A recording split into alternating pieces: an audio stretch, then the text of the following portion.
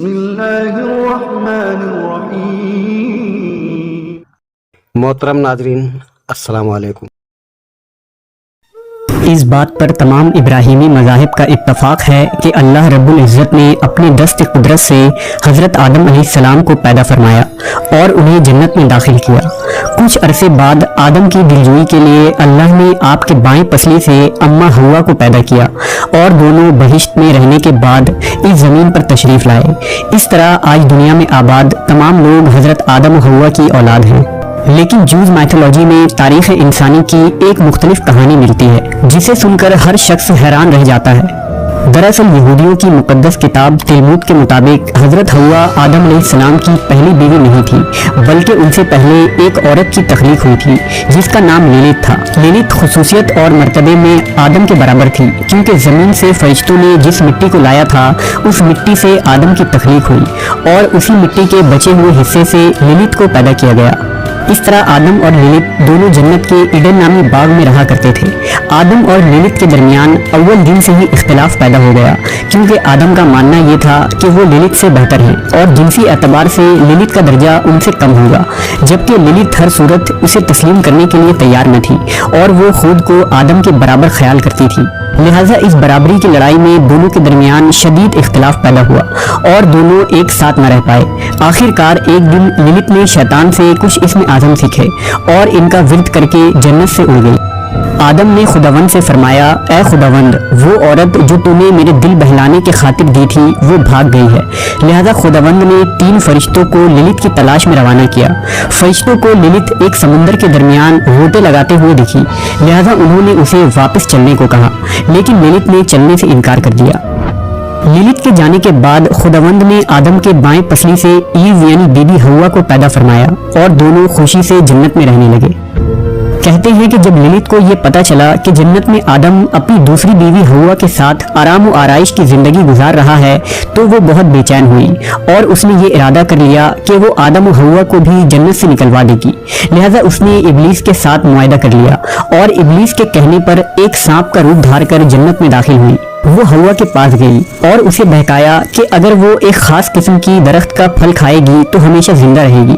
یہ وہی ممنون درخت تھا جس کے پھل کو کھانے کے لیے اللہ نے آدم کو سختی سے منع کیا تھا، لیکن لیلت کی باتوں میں آ کر بی بی حوا نے اس درخت کے تمام پھل کو کھا لیا اور آدم کو بھی کھلایا، اور اس طرح آدم و حوا اللہ کی نافرمانی کے عوض بہشت سے نکال دیے گئے۔ لیلت نامی اس عورت کا ذکر نہ ہی موجودہ بائبل میں موجود ہے، نہ ہی موسیٰ علیہ السلام کے صحیفے یعنی عہد نامہ قدیم میں کہیں موجود ہے۔ تو اب سوال یہ پیدا ہوتا ہے کہ لیلت نامی اس عورت کی یہ من گھڑت کہانی یہودیوں میں کیوں مشہور ہوئی؟ دراصل عہد نامہ قدیم کے علاوہ یہودی ایک اور صحیفے پر ایمان رکھتے ہیں جسے تلمود کہا جاتا ہے۔ یہودی ربی کے مطابق تلمود ہی وہ اصل صحیفہ ہے جو موسیٰ پر نازل ہوا تھا۔ تاریخ کے مطالعے سے یہ پتہ چلتا ہے کہ جب بخت نصر نے یروشلم پر حملہ کیا تو اس نے اس شہر کو تباہ کرنے کے بعد تمام یہودی علماء اور صالحین کو غلام بنا کر اپنے ساتھ بابل لے گیا۔ بابل شہر میں یہودیوں کے لیے تل ابیب نامی ایک بستی بسائی گئی جہاں یہودی مقامی بابلی لوگوں کے ساتھ رہنے لگے۔ بابل میں سینکڑوں سال رہنے کی وجہ سے یہودیوں نے یہاں کے مختلف ہنر اور علوم سیکھے۔ اسی دوران یہودیوں نے بابلی لوگوں کے افسانے اور مائتھولوجی کو توریت میں شامل کر لیا۔ سومیری اور بابلی کتابوں میں اس وقت لیلیتھو نامی چڑیل عورت کی کہانی مشہور تھی جو 2 پروں والی ایک شیطانی بدروح تھی اور رات کو بچوں اور مردوں پر حملہ کیا کرتی تھی۔ قدیم بابل کی ایک مشہور داستان دا ایپک آف گلگمش میں بھی لیلیتھو نامی عورت کا ذکر ملتا ہے۔ لہٰذا یہودی ربیوں اور علماء نے لیلیتھو کے اس افسانوی کردار کو اپنی کتاب تلمود میں بھی شامل کر لیا۔ جوز مائتھولوجی میں اگر لیلت کی جسمانی حیت کی بات کی جائے تو یہ کہا جاتا ہے کہ لیلت کے 2 پر ہیں جن کی مدد سے یہ اڑتی ہے۔ لیلت حاملہ عورتوں، چھوٹے بچوں اور مردوں کی خاص دشمن ہے۔ لیلت رات کے اندھیروں میں نمودار ہوتی ہے اور کسی بھی حاملہ عورت کو نقصان پہنچاتی ہے اور چھوٹے بچوں کو اٹھا کر لے جاتی ہے۔ اس کے علاوہ نوجوان عورتوں اور مردوں کو زنا جیسے گندے اور حرام فعل پر بھی اکساتی ہے۔ اس لیے تلمود میں یہ کہا گیا ہے کہ یہ ممنون ہے کہ مرد اکیلے کمرے میں سوئے، کیونکہ لیلت رات کے اندھیرے میں ظاہر ہوتی ہے اور مرد کے ساتھ ہم بستر ہو کر اس کے نطفے کا انزال کرتی ہے جس سے وہ مزید شیاطین کو جنم دیتی ہے۔ وہیں دوسری طرف لیلت کو ماننے والوں کا کہنا ہے کہ لیلت کی کہانی دنیا کے بہت سارے آسمانی کتابوں، اساطیروں اور دیو مالائی قصوں میں موجود ہے۔ مثلاً لاماستو جسے قدیم میسوپوٹامیہ میں نائٹ گاڈیس کہا جاتا تھا۔ لاماستو ایک خوبصورت بدرو عورت کی حیثیت سے مشہور ہے جسے قدیم میسوپوٹامین جنسی خواہش کی دیوی مانتے ہیں اور جو رات کے وقت نمودار ہو کر حاملہ عورتوں پر حملہ کرتی ہیں اور ان کے بچوں کو اٹھا کر لے جاتی ہیں۔ اسی طرح لامیا جو قدیم یونان کی ایک مشہور دیوی مانی جاتی ہے جو پوزائڈن دیوتا کی بیٹی تھی جس کے پاس بے مثال خوبصورتی تھی، وہ رات کے وقت سوتے ہوئے لوگوں کو پریشان کرتی ہے اور اپنے ہی بچوں کو جنم دے کر کھا جاتی ہے۔ یہودی اساطیر میں بھی حضرت سلیمان علیہ السلام کے متعلق افسانوں میں کئی بدروح عورتوں کا ذکر ملتا ہے جسے آپ نے اپنے قبضے میں رکھا تھا۔ انہی بدروح میں ایک بدروح اوزیرت بھی تھی جس کی خصوصیت لیلت سے بہت حد تک ملتی جلتی ہے۔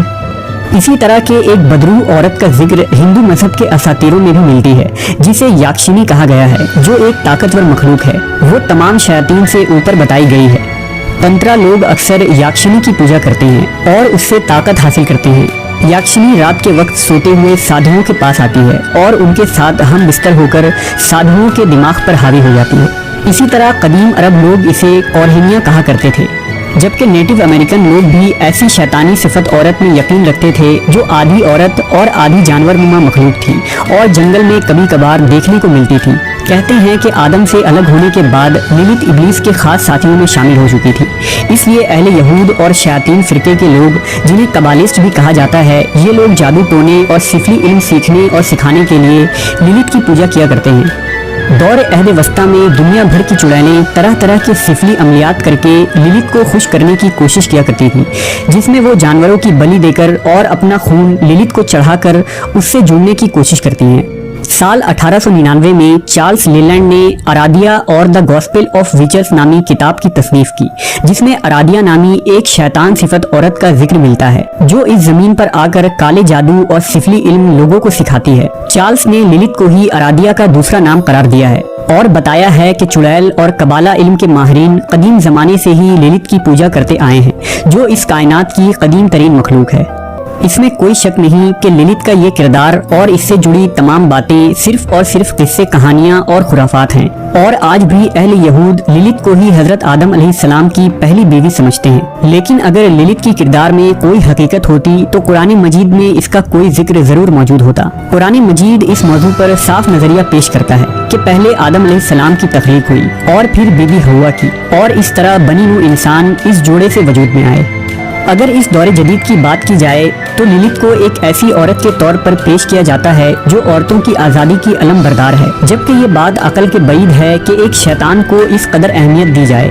اس کا اندازہ اس بات سے لگایا جا سکتا ہے کہ لیلت کے نام سے ویسٹ میں ناول، شاعری اور میوزک کمپوز کیے جاتے ہیں، اور لیلت کو آزادی کے لیے جدوجہد کرنے والی ایک عظیم عورت کے طور پر پیش کیا جاتا ہے جو عورتوں کے حق کے لیے آدم کے خلاف ہو گئی اور اس نے خدا سے بغاوت کی۔ یہی نظریہ جدید یورپ میں پروان چڑھا جہاں فیمنزم کے نام پر خواتین جنسی تعلقات کی مکمل آزادی چاہتی ہیں۔ یہاں سب سے بڑا سوال یہ ہے کہ اگر کوئی شخص سب کچھ قربان کر کے صرف اپنا آپ بچا لیتا ہے تو اس نے کیا حاصل کیا؟